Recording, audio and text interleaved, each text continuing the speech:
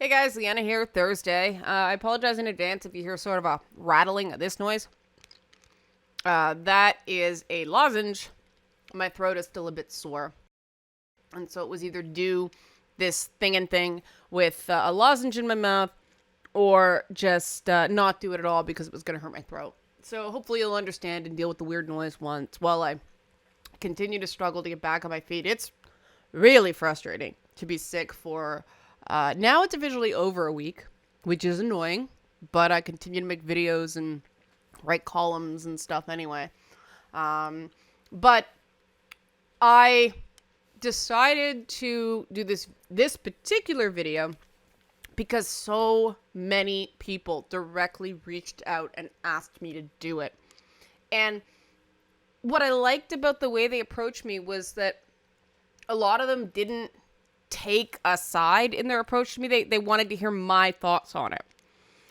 And I took longer than usual to mull this one over before recording. First of all, because I'm not feeling well and I don't want being cranky to be taken out on the issue. But secondly, because my first impression was, I think, a little knee-jerk. My first impression looking at it was, this is just a bunch of people exercising their free speech and business rights, and a whole bunch of other people being unhappy with their opinions. But there's a little more to it than that, and I do think that is a huge element of it. For those of you who don't know and can't bother to read the screen or are listening to this as a podcast instead of looking at the images, the developer of a game called Dead or Alive Extreme 3, which is a game where a bunch of improbably busty, tiny-waisted, long-legged, gooey-eyed, anime-style female characters play volleyball. At least I think that's what it is. I have not played this series. I played the Dead or Alive Fighters. I didn't play the games once they moved to the whole volleyball thing, because volleyball is not my thing. I found the entire concept that a game was about volleyball and jiggle, and let's face it, it's less about the volleyball and more about the jiggle. I found it interesting that a game like this existed. I wasn't offended by it because it is what it is. But I'm not going to buy it.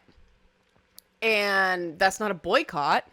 That's not a protest. It's just not to my taste, so I spend my money elsewhere because you can't buy every game under the sun.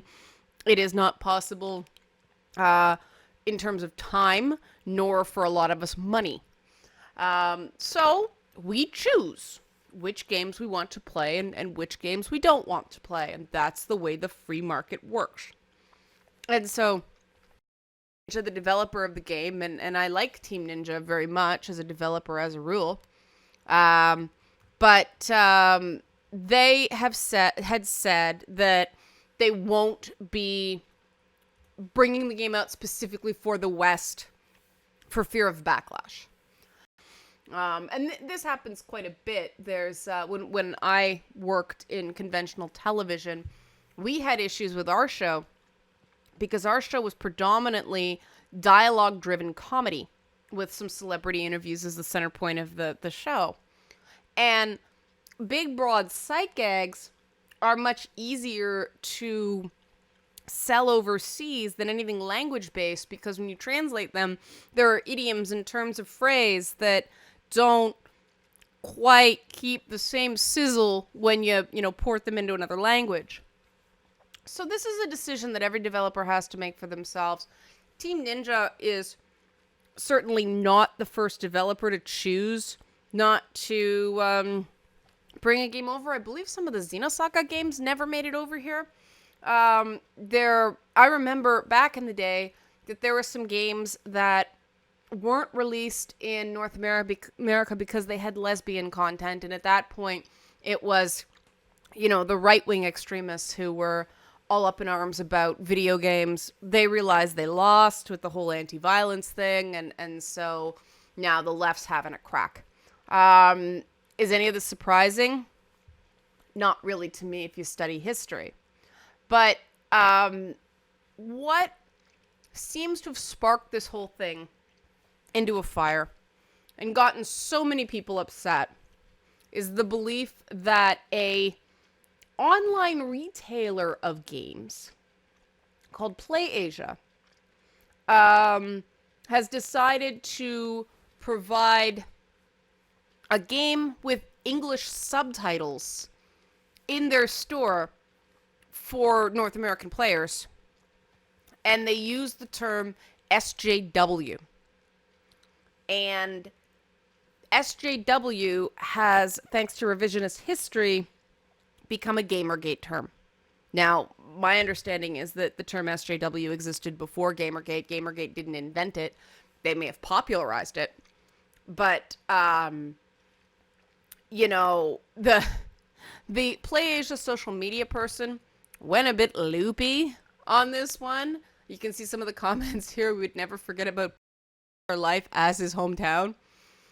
I would say that's not very professional, except we've all done it, especially in the middle of a nonsensical internet dogpile. So I personally find this whole thing pretty amusing. And the thing I find interesting, what seems to be driving the controversy and the small number of sites that have covered this, is the Gamergate angle. And I think this is kind of bizarre because we continue to freak out over, what do they call it now? Gate dropping. People mention Gamergate in otherwise unrelated articles. Because of this idea that, as you can see in this article, Gamergate, they do not believe in the notion of equality and have a hostile attitude towards females. And when I was trying to explain this whole issue to my husband, I described that as that sort of thinking as it's technically true. Gamergate does have a hostile attitude towards females and males and everybody else. It's saying that Gamergate has a hostile attitude towards females is having a mushroom and pepperoni pizza for dinner, and when someone asks you what you had for dinner, you say mushrooms. It's technically accurate, but it's only one piece of the much larger whole. I mean, Gamergaters don't even seem to like each other on the best of days. They're malcontents. They are. But that doesn't mean they're especially malcontented towards women. And, you know, I say this as a woman who's had a lot of that malcontent directed at me. But the other side's done it to me too. And that's because I have boobs and refuse to sort of pack them under a sweatshirt or, you know, something equally unfeminine like a plaid shirt. And so there's more to this story, jokes aside. There were some reporters, I guess, members of the game media, former members of the game media, who weighed in on this thing. And my computer's deciding to lag right now. Grr. The other funny thing that I should point out is that after a boycott was declared of the store, which we'll get to in a minute, the Twitter following increased by 12,000 followers. So, and then, of course, there's the we don't advocate harassing individuals, keep it civil, which, of course, is what happens in every video game fight. Because you immediately get accused. Whenever you say, I like boobies, you immediately get accused of, you support harassment. And so you have to. Of course, most people don't support harassment. Of course they don't. Of course. What? Are you or have you ever been a member of the Communist Party? The weird thing is that wouldn't be a problem for these outrage warriors, but liking boobs is. It's opposites day for the last 2 years. And as you can see, I used that first one to start because it was a fairly neutral title. We're going to get into some articles now where I feel that the title is actually inaccurate. You'll see this one. Former IGN and GameSpot journalists threaten PlayAsia for supporting Dead or Alive Extreme 3. The threats in question, this is what I was looking for, are saying they're not going to buy their products anymore. which isn't what most people think of as a threat. But here we go. Here's the comments. And this is where things started to get interesting for me. And basically I'll never buy anyone again. And I just realized that mentioning people's names on this might get some people harassed. So I'm not going to go on, but you can sort of say it's basically will not buy ever again. And I'm like, that's someone's right. But I want to show you guys one more headline before I get to that. PlayAsia will sell Dead or Alive Extreme 3 for Western audiences to spite feminists or something. That's the headline from the Mary Sue, which, again, we're on the other side of the aisle now. We're on the other extreme. I showed you a pro-Gamergate headline that was misleading, claiming people threatened a store because they just said they weren't going to buy things again. Now we have selling a game to spite feminists. They never said anything about feminists. They said social justice warriors. They're not the same thing. And again, I find it interesting that people self-identify with a pejorative so intensely instead of going, no, I'm not a phony. I'm not a fake. I truly believe in these things, and I'm going to keep believing in them, and I'm going to keep doing what I'm doing because I believe it's right. And anything worth doing is going to attract haters. You know, I find this whole reaction to the term SJW odd. It's like it's hitting a nerve somehow. And often when it hits a nerve, it's because you're afraid it might be true. At least that's it in my case. I mean, I used to react super badly to the term bitch. That's why I brought it up. But I got called it so many times, I became desensitized to it.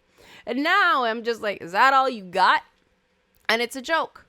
Because, you know, the interesting thing is the bright side to getting dogpiled and trolled and, you know, just subjected to incivility so often is eventually it just becomes noise. And it's really interesting to me that other people haven't developed a similar callus to it. I do, you know, on the other hand, I do, I'm not going to give people ammunition by saying what really bothers me. I'm going to only talk about the stuff that doesn't. But now that we've sort of got, see what I mean? That it's not just people expressing their opinions. There's some misleading stuff going on here. And that's when I start thinking politics is getting in the way of reporting and people can't actually form an opinion on this because there's so much invective and so much noise that nobody can get, you know, I call it the straight dope, but some people might accuse me of cultural appropriation, even though that's the terminology that was used in the neighborhood I lived in growing up. But I digress. But here's the central thing that really made me go, there's slightly more to this. I went to the PlayAsia store to see what it was about. And it's covered in Dead or Alive Extreme 3 stuff right now, but it's also got some of its other games, including some interesting PlayStation Vita games that seem just, I mean, it's the schoolgirl fetish stuff, you know? And remember, Bullet Girls, here we are. Like, that's a pretty short skirt. And, you know, there's have criminal girls too. This is like a porn title.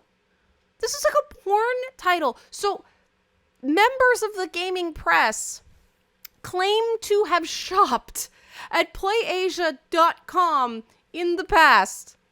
I have a hard time believing that they were not aware of this content. Check out those tatas. I identify with those tatas. That is a fine rack, okay? And how did they not know where Play Asia was going to stand on this issue? They sell a product called Criminal Girls 2. If Monster Monpiece was naughty, then Mole Chronicle is softcore porn. So, a bunch of games journalists just outed themselves as shopping at a store that sells smut. And you're telling me that a game where you can make boobs bounce in ridiculous ways. They look like if you know, the Jell-O mold when the bad guy gets thrown through a table at that wedding scene in a cliche 80s TV show. You're saying that is suddenly a bad thing, and you're boycotting the shop, even though content of a similar nature has been there the whole time. If you're wondering why people are so very frustrated with outrage culture and with these keyboard warriors and with these people that try to tell other people how to live, it tends to be because at the core of the argument is hypocrisy of this kind. And I want to be clear, I'm not saying there's anything wrong with these products. I'm saying that if you really care about the, the equality of women, and you claim to oppose Gamergate because they're bad to women, and you take the conventional sex negative approach that the people associated with, the social justice movement tend to take, then why were you shopping on Play Asia in the first place? Are there perhaps other games you would like to play? And this is just the output from Japan, and they have a different than we do, and that was perhaps what Play Asia was getting at in the first place. Now, some people could say, well, it's still sexist. The hypocrisy doesn't end. If you object to that kind of content, you should not have been giving this store your money in the first place. Now, of course, the alternate explanation is that these people didn't actually shop at the store, and they didn't actually know it was on it, and that you just lost a customer. It was an empty threat because they were never a customer to begin with. But either way, the whole thing crumbles under scrutiny. And this is why I decided to talk about this, because it's kind of funny.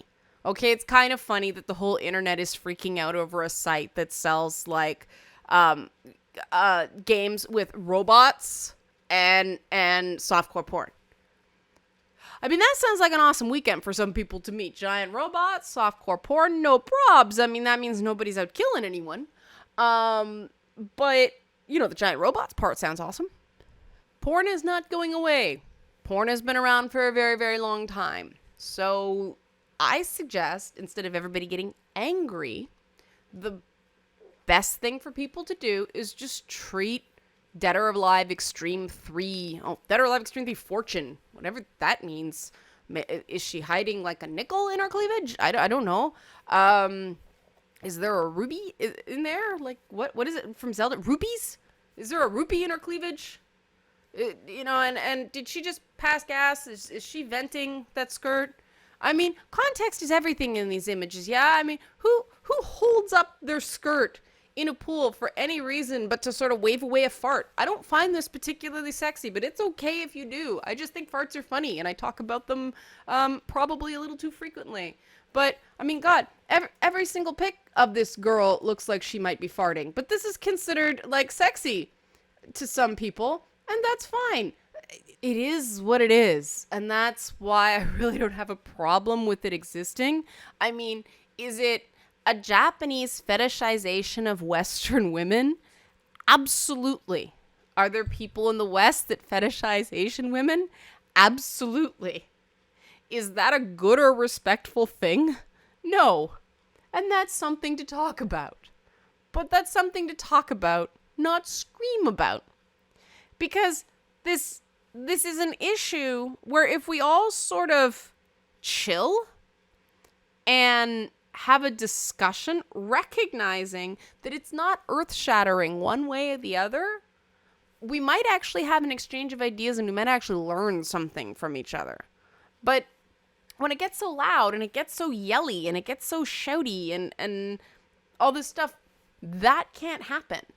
And, I'm desperately trying to set a different tone here and have a different discussion. And it's very rewarding when people say you made me think, or people say, that's a good point or something like that. That's what I'm aiming for. So there's my take on the whole thing and some underlying issues that you may not have considered and you may not have thought about. And I hope it wasn't just repeating unintentionally some, party line, for the lack of a better term. I tried to avoid that. And I hope it actually dealt with something meaningful as opposed to just an online slap fight about a tweet, about a game, about girls who frolic in the water in improbable bathing suits who might be, suffering the after effects of farts. I don't know. This doesn't seem like a big issue for me.